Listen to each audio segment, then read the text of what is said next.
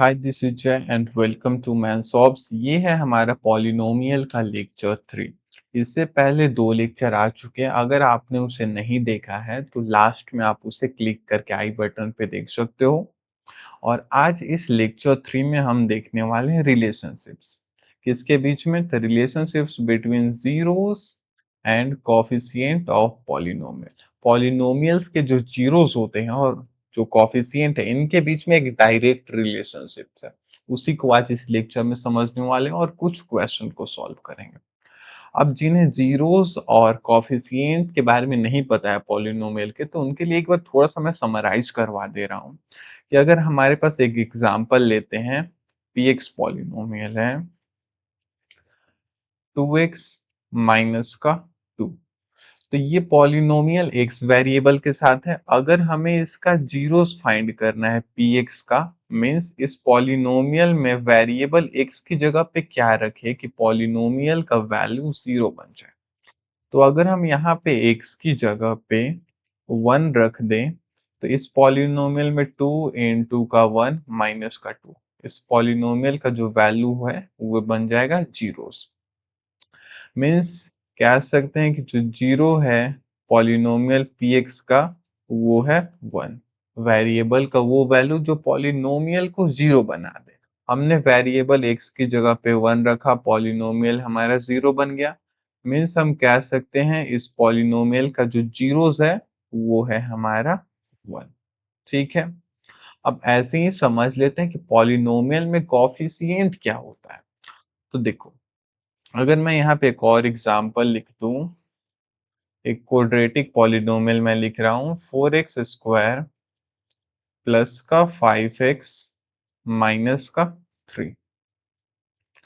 अब इधर अगर हमें इसका कॉफिशिएंट निकालना है तो हम कॉफिशिएंट निकालते हैं या फिर देखते हैं वेरिएबल के साथ कांस्टेंट टर्म कौन सा लगा हुआ है। जैसे यहाँ पे x वेरिएबल के साथ कांस्टेंट टर्म है हमारा 4, तो हम कह सकते हैं coefficient of x square is 4। यानी वेरिएबल के साथ कौन सा वैल्यू अटैच है, न्यूमेरिकल वैल्यू। एक्स स्क्वायर के साथ 4 था तो हम कह सकते हैं एक्स स्क्वायर का कॉफिशिएंट 4 है। वैसे ही एक्स के साथ क्या अटैच है नंबर में? 5 है। तो हम यहाँ पे कह सकते हैं कॉफिशिएंट ऑफ एक्स, ये हो गया 5।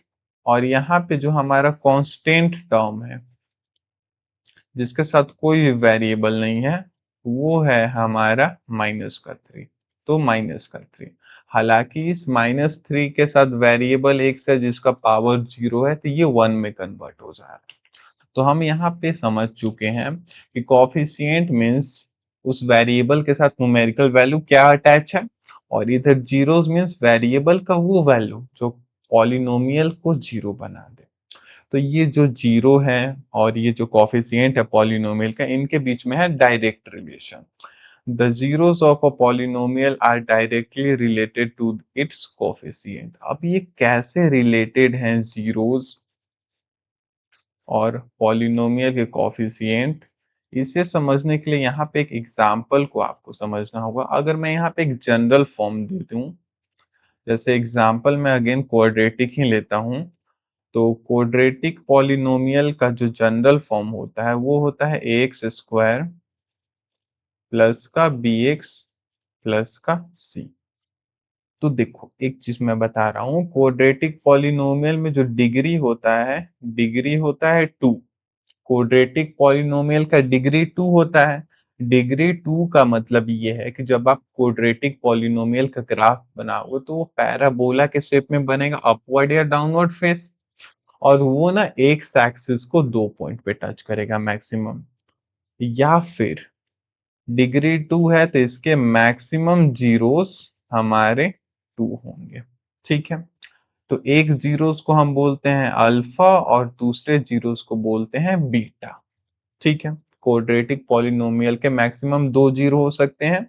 एक जीरोस को हम बोल रहे हैं अल्फा और दूसरे वाले जीरोस को बोल रहे हैं बीटा। और इधर जो कॉफिशिएंट है इसका, एक्स स्क्वायर का कॉफिशिएंट है ए, एक्स का कॉफिशिएंट है बी, और ये है कांस्टेंट टर्म सी।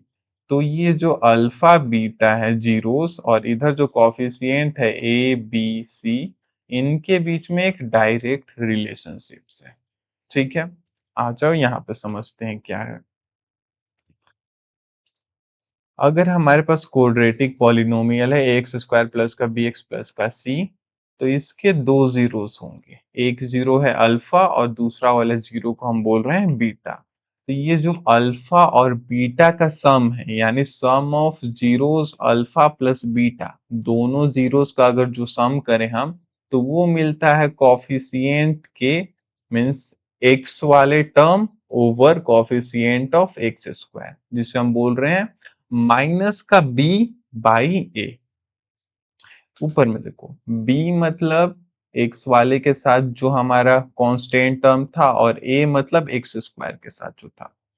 तो सम ऑफ जीरोस, यानी अगर किसी भी पॉलिनोमियल, क्वाड्रेटिक पॉलिनोमियल के दो जीरो हैं, तो उन दोनों जीरो का अगर आप सम करोगे, तो वो कॉफिशिएंट के B by A, negative B by A के बराबर में आते हैं। अगर प्रोडक्ट करें अल्फा और बीटा दोनों जीरोस का, तो वो आते हैं सी बाई ए। ठीक है, ये चीज यहाँ पे आप देख लो, आगे क्वेश्चन में भी मैं आपको समझाऊंगा। सम ऑफ जीरोस अगर अल्फा प्लस बीटा है, तो वो माइनस बी बाई ए के बराबर होंगे, और product of zeros A into B C by A के बराबर होते हैं। ठीक है, अब वैसे ही अगर हम यहाँ पे एक क्यूबिक पॉलिनोमियल लेते हैं, तो क्यूबिक पॉलिनोमियल का हमारा जनरल फॉर्म होता है A X cube plus B x square plus का सी एक्स प्लस का डी। अब आप कोई सा भी पॉलिनोमियल उठाओगे, तो जो पहला ए है वो वैल्यू हमारा जीरो नहीं हो सकता, क्यूबिक हो या फिर ऊपर मैंने क्वाड्रेटिक लिखा है, तो यहाँ पे भी ए का वैल्यू जीरो नहीं हो सकता। जीरो लेंगे तो टर्म हमारा कम हो जाएगा, एक उसका डिग्री कम हो जाएगा। अब देखो, क्यूबिक पॉलिनोमियल के हमारे पास डिग्री होते हैं थ्री। तीन डिग्री है, मीन्स उसका ग्राफ एक्स एक्सिस को तीन पॉइंट पे टच करेगा, यानी क्यूबिक पॉलिनोमियल के तीन जीरोस हैं। तो हम यहाँ पे लिख सकते हैं मैक्सिमम जीरोस जो हो सकते हैं वो है तीन।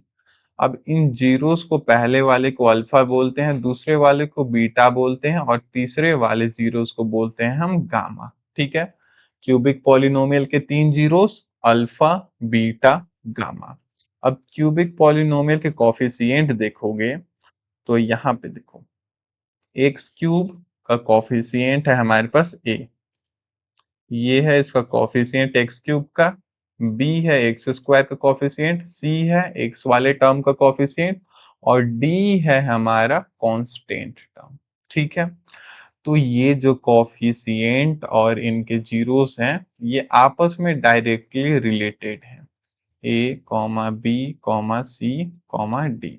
और इस रिलेशनशिप्स को हम समझ रहे हैं नेक्स्ट स्लाइड। तो यहाँ पे हमारे पास एक क्यूबिक पॉलिनोमियल है जिसका जनरल फॉर्म है x cube plus B x square plus c x plus का डी, जहाँ पे ए का वैल्यू जीरोस नहीं होगा। तो इसके जो तीन जीरो अल्फा बीटा और गामा है, इन तीनों का अगर आप सम करोगे, alpha plus beta plus gamma, तीनों जीरोस का सम करोगे, तो वो होता है माइनस का बी बाई ए। माइनस का बी यानी coefficient of X square over coefficient of X cube. B हमारा था एक्स स्क्वायर का कॉफिशिएंट और ए था हमारा एक्स क्यूब का कॉफिशिएंट। तो तीनों जीरोस का सम हमारा होता है माइनस का बी बाई ए। वैसे ही तीनों जीरोस का प्रोडक्ट करेंगे, alpha into beta into gamma, तो वो होता है हमारा डी बाई ए। डी मतलब कांस्टेंट टर्म, निगेटिव का डी बाई ए है। डी मतलब कांस्टेंट टर्म का, और ए मीन्स एक्स क्यूब वाले टर्म का coefficient. The sum of product taken two time, अगर प्रोडक्ट का सम हम टू टाइम लेते हैं, जैसे अल्फा बीटा बीटा गामा या गामा अल्फा, तो वो होता है हमारा सी बाई ए के साथ, यानी coefficient of x by coefficient of X cube. Now अब इसी के साथ हम मूव करते हैं कुछ क्वेश्चन पे। जब तक हम क्वेश्चन नहीं करेंगे, ये कॉन्सेप्ट हमारा क्रिस्टल क्लियर नहीं होगा।